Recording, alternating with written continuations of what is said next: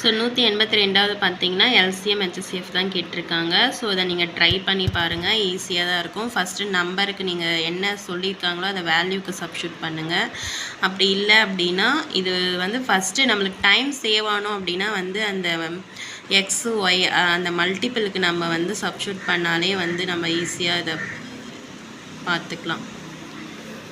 இது 183 டிவைட் பண்ண சொல்லியிருக்காங்க. 180 10:8 என்ற விகிதம்.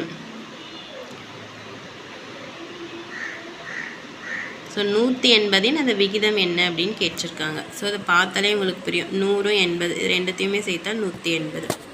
ஸோ 184வது பாருங்கள். ஒரு புத்தகத்தில் 70 பக்கங்கள் உள்ளன. ஒரு பக்கத்தில் 30 வரிகள் அச்சிடப்படுகின்றன. ஆனால் அதே செய்தி ஒரு பக்கத்தில் 20 வரிகள் என்று அச்சிடப்பட்டால் அந்த புத்தகத்தில் உள்ள பக்கங்களின் எண்ணிக்கை என்னன்னு கேட்டிருக்காங்க.